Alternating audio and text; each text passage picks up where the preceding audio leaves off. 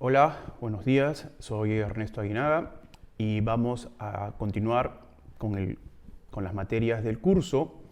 En esta oportunidad vamos a profundizar en una noción central para comprender el derecho en determinados tipos de Estado. ¿Sí?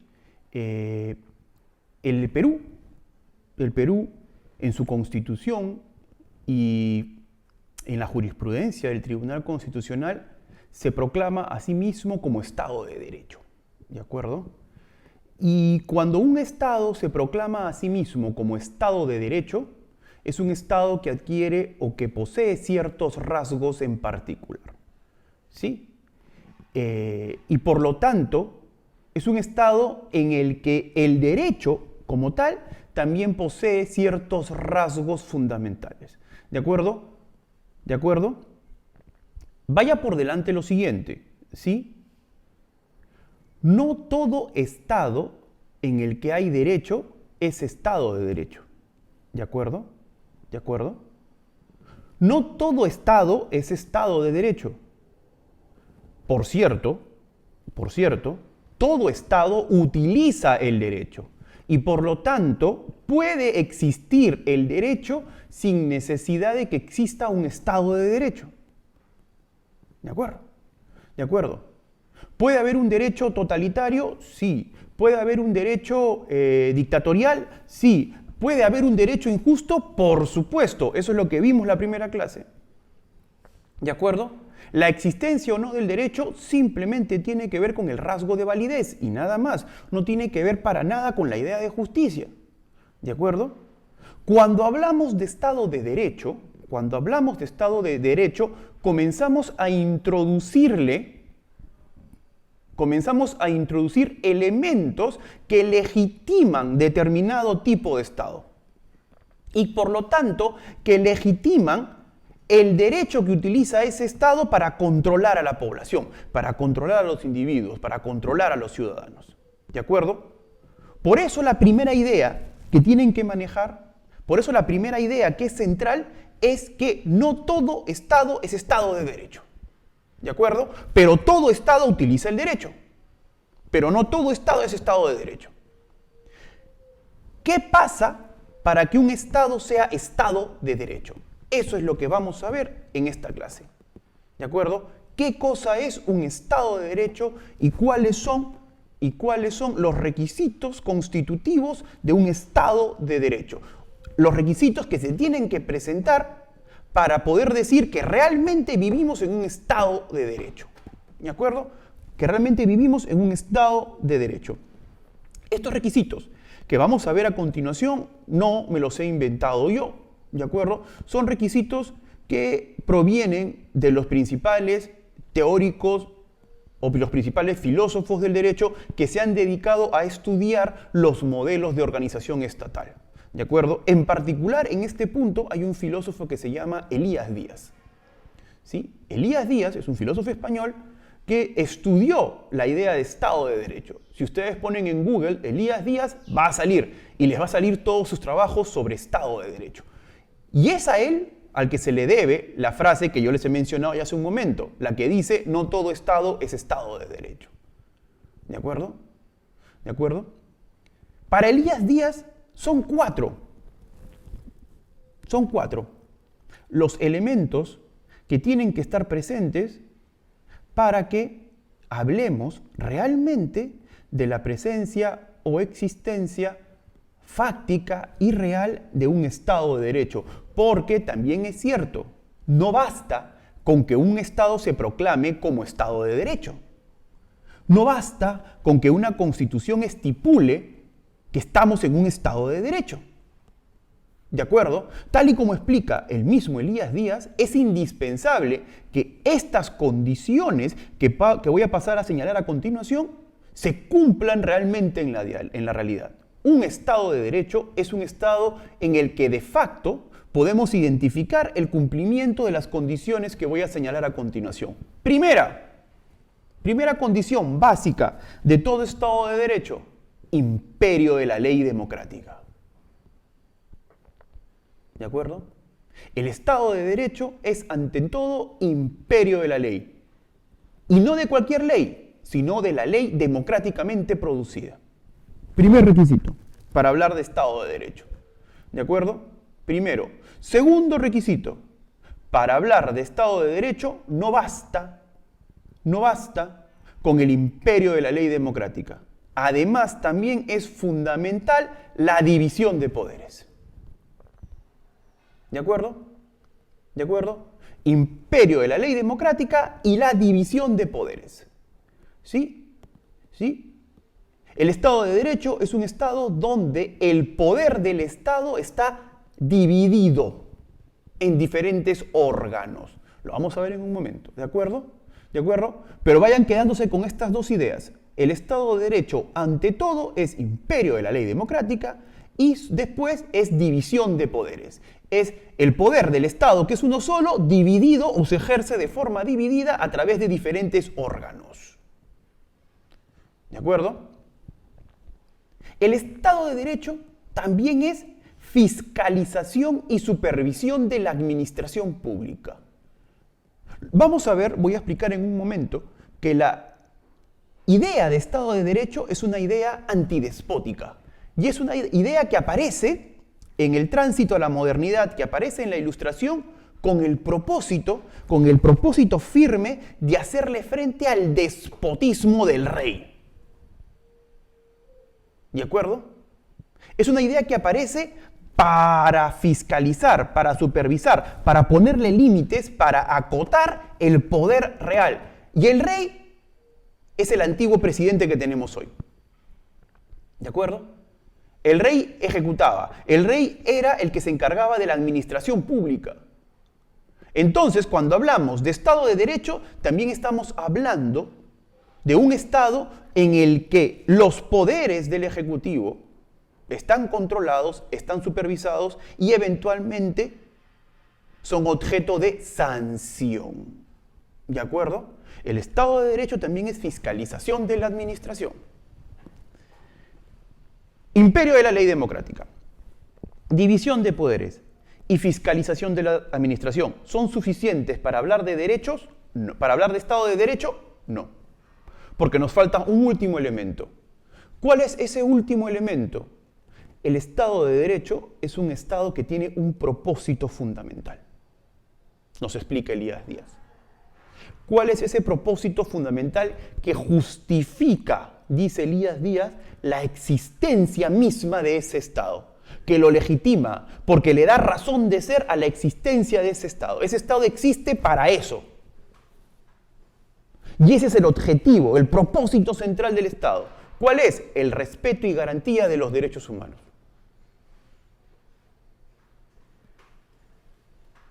¿De acuerdo? Respeto y garantía de los derechos humanos. ¿Sí?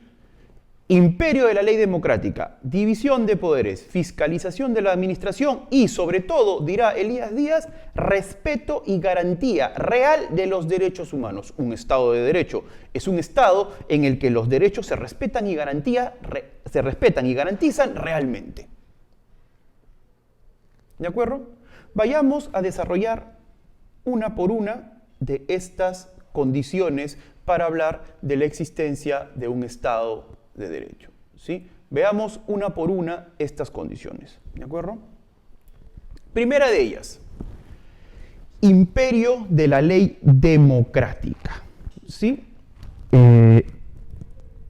Esto es clave. ¿De acuerdo? La idea de imperio de la ley democrática se puede dividir en dos aspectos. El primero, imperio de la ley, y el segundo, democrático. ¿De acuerdo? ¿Por qué? Empecemos con imperio de la ley. ¿De acuerdo? La idea del Estado de Derecho es que en ausencia de derecho no impera la ley, no manda la ley, no gobierna la ley, no gobierna el derecho. ¿Quién gobiernan? Los hombres, los déspotas, gobiernan los seres humanos. Gobiernan los seres humanos en estado de naturaleza. Y en estado de naturaleza, ¿quién manda? ¿Manda la ley? No, manda el más fuerte. Cuando hablamos del imperio de la ley, sobre todo estamos hablando del gobierno del más débil. El Estado de Derecho se constituye para proscribir el abuso, para proscribir, para eliminar de la vida pública y privada la imposición de aquel que tiene más fuerza sobre otro.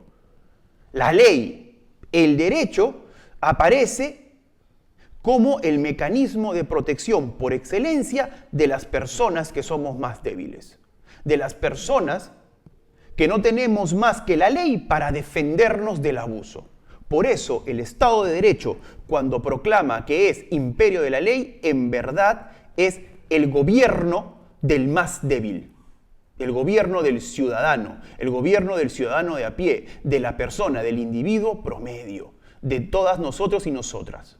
¿De acuerdo? ¿Y qué implica hablar de imperio de la ley democrática? ¿No es cierto? Miren, imperio de la ley significa que manda la ley, no mandan los hombres. El imperio de la ley es el opuesto al imperio de los hombres. En la época medieval, ¿quién mandaba? El rey, mandaba el señor feudal, ¿no es cierto? Y se hacía su capricho, se hacía lo que él consideraba. Y él, el señor feudal y el rey era un déspota. ¿Por qué era un déspota? Era un déspota porque hacía lo que quería cuando quería. Y además era imprevisible. Tú no podías predecir cómo sería el humor del rey. En cambio, cuando tú introduces la ley, te dice el imperio de la ley manda. ¿Por qué? Porque la ley te garantiza ¿qué cosa? ¿Se acuerdan? Primera clase, la ley te garantiza estabilidad, la ley te garantiza predictibilidad, la ley te garantiza que frente a un mismo caso se va a resolver de la misma manera. Y de esa forma, la ley protege al individuo frente al déspota. Y sobre todo, de esta manera, la ley se convierte en un requisito necesario para la propia libertad. Sin ley no hay libertad. Fíjense, en la idea de Estado de Derecho, la libertad no es ausencia de ley. La libertad es la consecuencia de la presencia de la ley. Es la ley la que nos da libertad, es la ley la que nos hace libres, es la existencia de la ley la que evita ¿qué cosa? La imposición, el abuso del más poderoso. Y si la ley nos protege, si la ley está, si la ley existe y la ley tiene como efecto garantizar nuestra libertad, ¿no es cierto? Entonces todas y todos nosotros nos podemos expresar libremente. Todas y todas nosotros nos volvimos ciudadanos. Todas y todos nosotros estamos en exactamente las mismas condiciones, estamos en igualdad de términos. ¿No es cierto? Y la ley existe para protegernos a todas y todos nosotros que estamos en las mismas condiciones, en la misma igualdad de términos. Claro, si eso es así, entonces la ley que nos va a proteger, esa ley en sí misma no puede introducir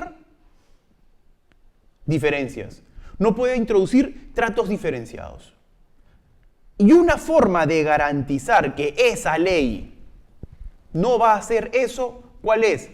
Garantizándonos o asegurando ¿qué cosa? Que la ley como tal va a ser producto de la voluntad popular, no producto de algún iluminado, no producto de algún tirano, no producto de algún dictadorzuelo, no producto de ningún rey. Es producto de la voluntad popular. Es la democracia en sentido estricto y fuerte del término. La ley que impera es la ley que las ciudadanas y los ciudadanos, que somos libres en virtud de la propia ley, nos hemos dado a nosotros. ¿Se entiende? La ley siempre, la ley que impera en un Estado de Derecho no es la ley que sale de la voluntad de un déspota. La ley que impera es la ley que sale del debate parlamentario, es la ley que se produce siguiendo el trámite parlamentario, es la ley que se produce siguiendo los procedimientos democráticos de producción legislativa que, en principio, deben garantizar la libre participación ciudadana en el proceso de producción de las leyes. ¿De acuerdo? Oigan, ustedes podrían estar pensando ahorita, pero eso significa entonces que cuando hablamos del imperio de la ley democrática estamos hablando del imperio de la mayoría. Porque sabemos nosotros y nosotras que cuando hablamos del procedimiento de producción normativa democrático, sabemos que el procedimiento democrático implica no solamente quién y cómo, ¿no es cierto? Perdón, no implica solamente quién, el pueblo, sino también cómo. ¿Cómo se toman decisiones en democracia? A través de la mayoría manda, ¿no es cierto? ¿Y qué pasa si la mayoría es la abusiva? ¿Qué pasa si la mayoría es despótica? ¿Qué pasa si la mayoría emite leyes que terminan por encima de los derechos de las minorías? Por ejemplo, de los pueblos indígenas. ¿No es cierto? ¿Qué pasa si son las leyes las que transgreden los derechos de los pueblos indígenas?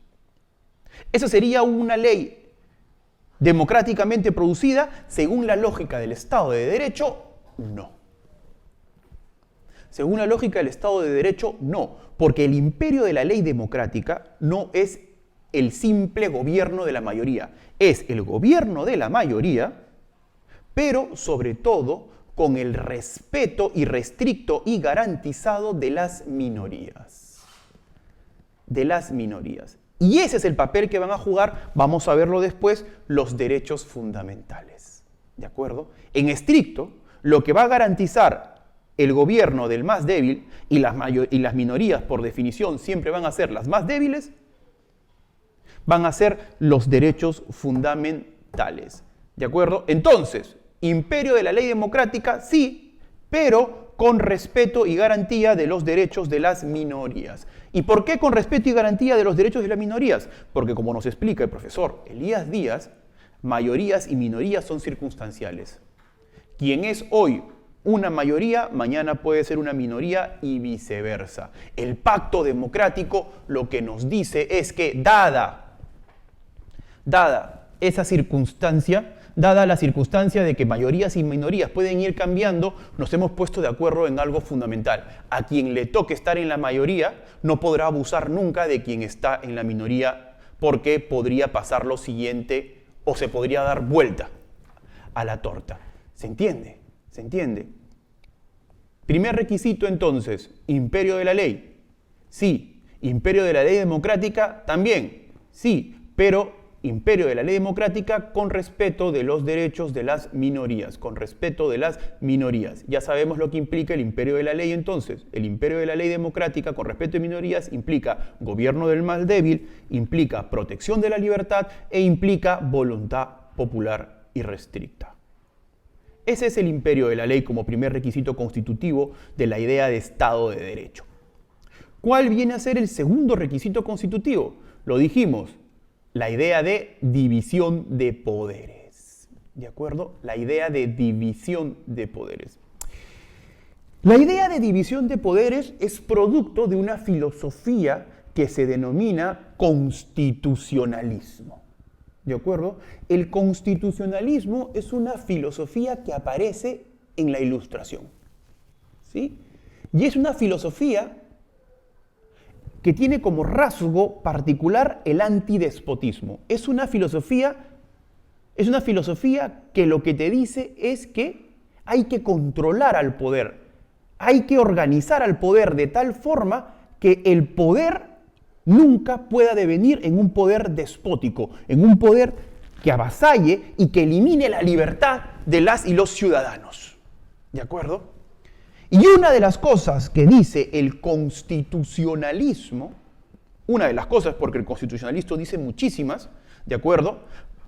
Simplemente resaltaré, por ejemplo, que la filosofía constitucional no solamente es en relación con el Estado, es en relación con toda la sociedad. El constitucionalismo es una filosofía antidespótica, pero que tiene como propósito proscribir el despotismo en la sociedad en general, no solamente en las relaciones Estado-individuos, es en general, ¿de acuerdo? Pero esta ideología, esta filosofía llamada constitucionalismo, en relación con el Estado, ¿qué es lo que dice? Lo que dice es, el Estado debe estar estructurado de tal forma que sea imposible que el resultado de la acción gubernativa sea el despotismo. ¿Se entiende? ¿Se entiende? A esto se le conoce con el nombre de la famosa constitución máquina. El constitucionalismo, ¿qué es lo que dice? Dice, para evitar que el Estado devenga en un poder despótico, lo que tenemos que hacer es organizar el Estado en la Constitución. Tenemos que crear diferentes órganos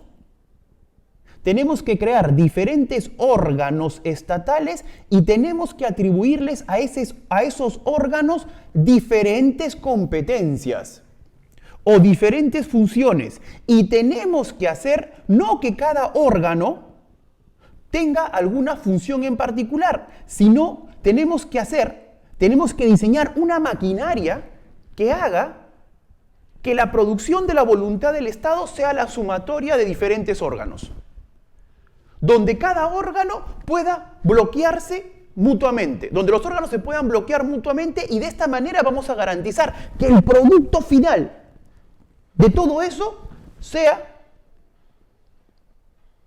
el no despotismo, sea la libertad. ¿Se entiende? ¿Se entiende? Es una maquinaria. La idea de división de poderes es eso, es la maquinaria estatal, es la maquinaria de organización estatal que implica organizar el Estado creando primero organismos constitucionales y repartiendo funciones, repartiendo competencias y haciendo que algunas funciones sean exclusivas de un determinado órgano o haciendo que otras funciones sean de competencia compartida por diferentes órganos. Por ejemplo, la función legislativa. En el Perú, la función legislativa, como mínimo, está repartida entre 2 órganos y como máximo en 4. ¿Cómo es eso que como mínimo y como 4? Ahorita les explico. Como mínimo 2. ¿Por qué? Porque para que se produzca la ley y entre en vigencia, ¿se acuerdan la distinción entre vigencia y validez que vimos en la primera clase? Para que entre en vigencia se necesita la voluntad de 2 órganos, legislativo y ejecutivo. Legislativo que aprueba y ejecutivo que promulga. Dicho sea de paso, el ejecutivo, como todas y todas sabemos, se puede negar a promulgar.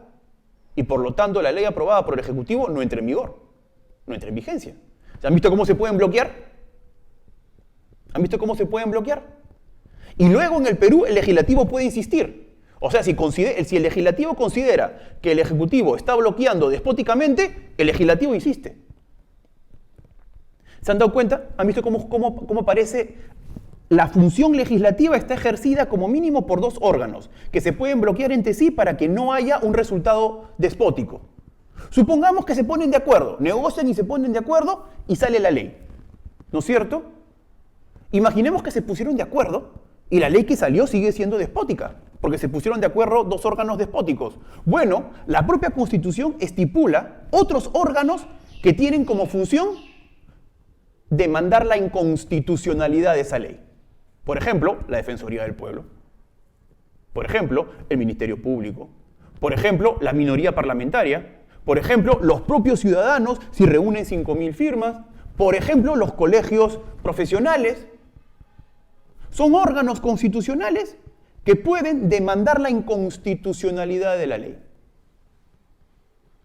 Y si alguno de esos órganos demanda la inconstitucionalidad de la ley y nos seguimos moviendo en la función legislativa, aparece otro órgano que será el encargado de confirmar o de rechazar la constitucionalidad de la ley. ¿Qué órgano es ese? El Tribunal Constitucional.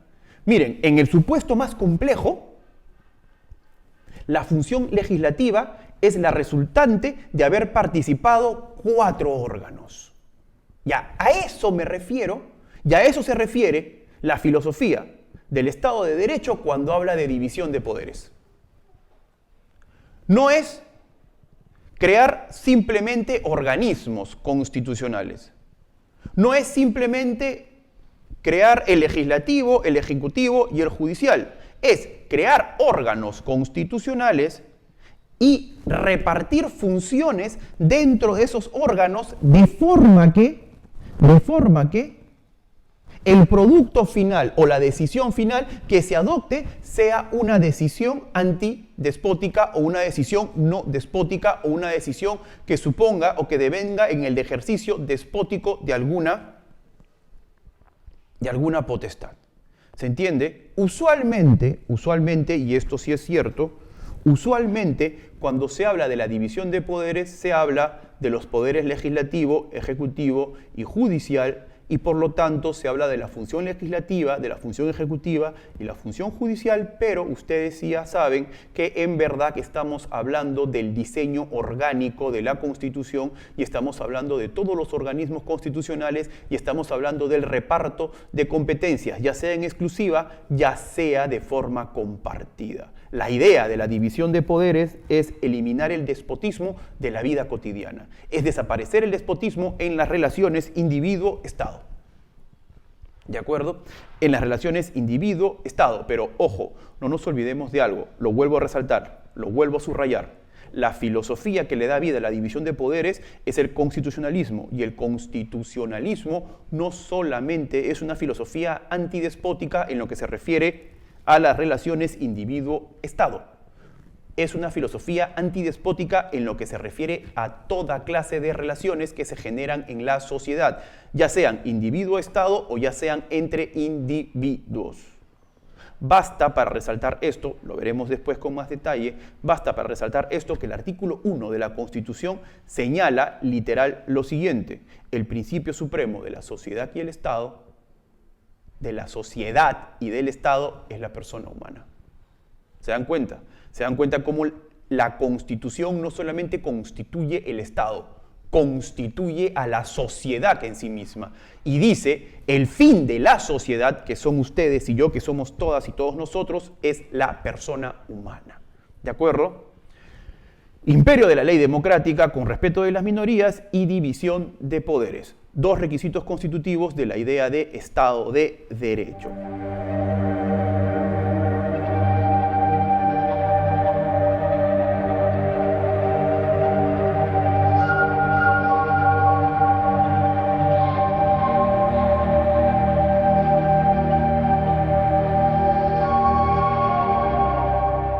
Tercer requisito constitutivo: fiscalización de la administración. ¿Qué cosa es la fiscalización de la administración? Ya lo dijimos hace un momento, lo expliqué brevemente. La filosofía del Estado de Derecho es antidespótica y la filosofía del Estado de Derecho se nutre del constitucionalismo. La filosofía del Estado de Derecho aparece en un momento en la historia en el que el déspota por excelencia era el rey. Y entonces aparece como una filosofía para limitar al rey, para erradicar el poder despótico del rey, y en algunos casos, como lo prueba la experiencia francesa, para incluso cortarle la cabeza. O sea, el rey fue ejecutado. Así fue la Revolución Francesa, y Francia dejó de ser una monarquía para convertirse en una república. Inglaterra no fue así. Inglaterra instituyó lo que se conoce con el nombre de la monarquía constitucional. ¿De acuerdo? Y también son un Estado de Derecho. Porque básicamente el Estado de Derecho es control de la administración. Cuando aparece era eso, era control de la administración, control del rey, control del ejecutivo. Es ponerle claramente cuáles son sus funciones y cuáles son las metas que tiene que cumplir, y es supervisarlo. No es dejarlo por la libre. Esa es la fiscalización de la administración. En el caso particular de regímenes de las repúblicas presidenciales como las nuestras, es fiscalizar lo que el presidente hace en su día a día.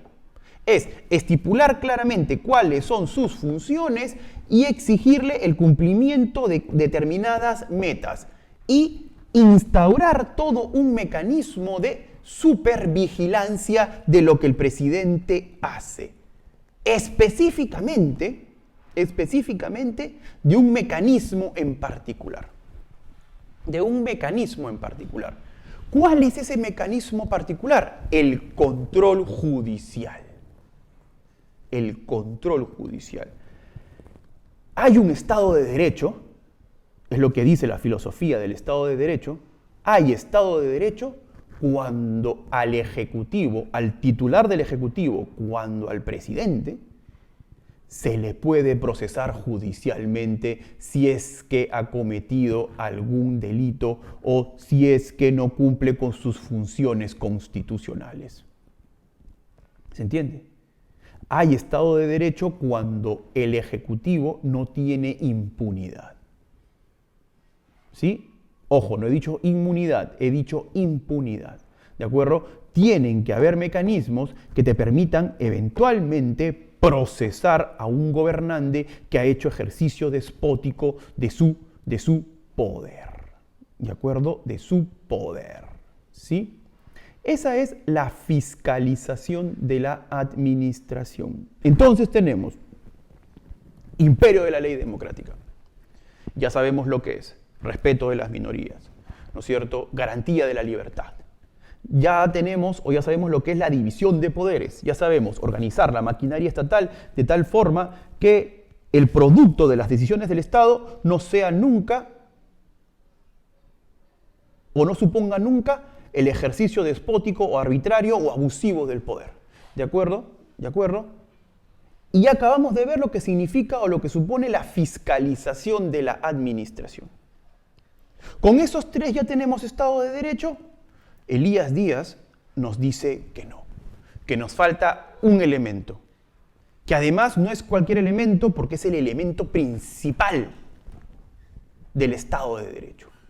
Es el elemento que justifica la existencia de un Estado y que en realidad es el elemento que lo transforma en Estado de Derecho. Es el elemento que lo justifica, que lo legitima. Es el elemento que justifica la razón de ser o la existencia del poder estatal. ¿Qué elemento es ese? El respeto y garantía de los derechos humanos. ¿De acuerdo? Es el respeto y garantía de los derechos humanos. ¿Sí? ¿Sí? Y aquí hay que hacer una breve explicación. En la clase 8 vamos a trabajar lo que son los derechos humanos, ¿de acuerdo? Vamos a trabajar lo que son los derechos humanos, nos vamos a explayar ahí con cierto detalle, vamos a explicar qué son, qué función cumplen, dónde están, etcétera, etcétera, etcétera, ¿de acuerdo? Así que esa decisión la aparco por un momento, ¿de acuerdo? Ahora me quiero sentar en lo que significa respetar y garantizar. ¿De acuerdo? En lo que significa respetar y garantizar. ¿Qué significa respetar y garantizar los derechos humanos? Respetar significa que el Estado no los viola directamente. El poder estatal directamente no puede violar los derechos de las personas. Cuando el Estado, por ejemplo, no respeta los derechos humanos, por ejemplo, acabamos de ver lo que ha pasado en las últimas manifestaciones sociales. El Estado no respeta los derechos humanos si los órganos de seguridad del Estado, como la policía, mata, tortura, viola, desaparece. Cuando el Estado es el agente responsable directo de la violación de un derecho. Ahí el Estado no está respetando. ¿Qué significa respetar los derechos entonces? Respetar los derechos significa que el Estado mismo se constituye y crea toda una estructura que impide que sus oficiales, que impide que sus órganos por sí mismos vulneren los derechos. ¿Y qué significa garantizar? Garantizar ya no solamente es que el Estado se abstiene de violar. Garantizar significa que el Estado participa activamente y hace cosas para asegurar que en la praxis los derechos de la persona se cumplan. El Estado ya hace cosas, ya no solamente se abstiene, sino también hace. ¿De acuerdo? Sino también hace. Y sobre todo implica abrir los ojos ¿a dónde? Primero, a que de facto los derechos también pueden ser violados por otros individuos. ¿De acuerdo? Una petrolera, por ejemplo, que se mete en un territorio indígena, ¿está violando los derechos humanos de la comunidad? Sí. Entonces el Estado tiene que impedirlo. Y si el Estado no lo impide, no está garantizando. Ojo, el Estado mismo no es el que lo viola, no es el que directamente comete la violación, pero si el Estado no hace nada para impedir que un privado cometa la violación, entonces el Estado también está incumpliendo con su deber de garantizar los derechos humanos. Eso se llama supervisar, el deber de supervisar el cumplimiento y la aplicación de los derechos en las relaciones entre privados. Pero no solamente es eso. Garantizar también implica lo siguiente, implica reconocer que para el disfrute de los derechos humanos por uno mismo es indispensable que el Estado garantice ciertas estructuras que te permitan a ti autosatisfacer o tutelar tus propios derechos. Por ejemplo, si yo me quiero alimentar, necesito comida. Y para poder comer, ¿qué necesito? Necesito que haya comida. Y para que necesite que haya comida, ¿qué tiene que haber? Agricultura, tiene que haber pista, tiene que haber comercio, tiene que haber transporte, tiene que haber un tráfico de alimentos.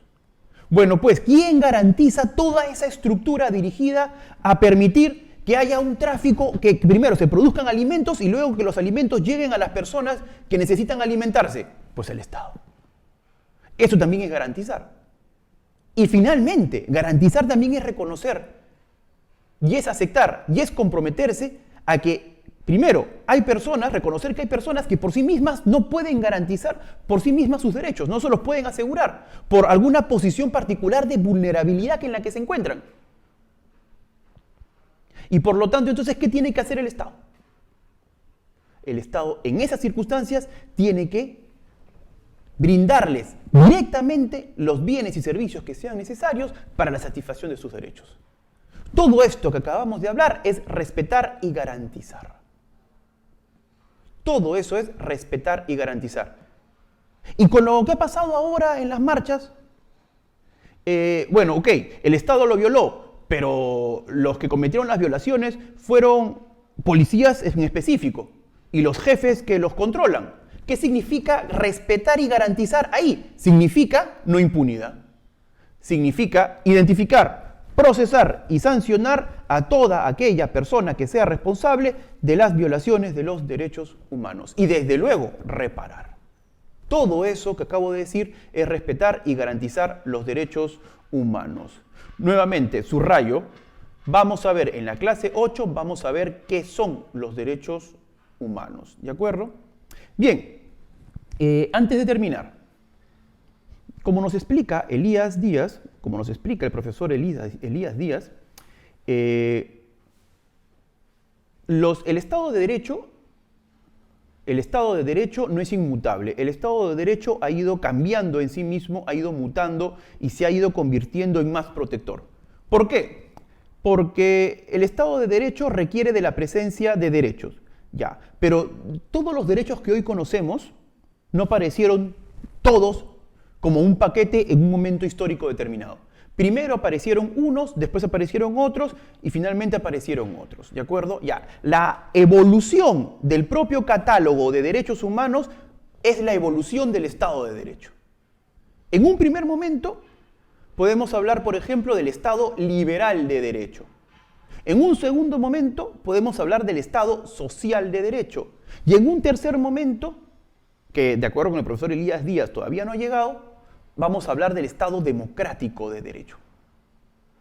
El Estado liberal de derecho, tal y como veremos en la clase correspondiente de derechos humanos, el Estado liberal de derecho es el Estado en el que se tutelan y garantizan solamente los derechos de orden liberal. ¿Y cuáles son los derechos de orden liberal? Los que se conocen como derechos de inmunidad y de participación política. Derecho a la vida, derecho a la integridad personal, el derecho a no ser privado injustamente de la libertad, el derecho a un juicio justo, el derecho a votar, el derecho a elegir y ser elegido, etcétera, etcétera, etcétera.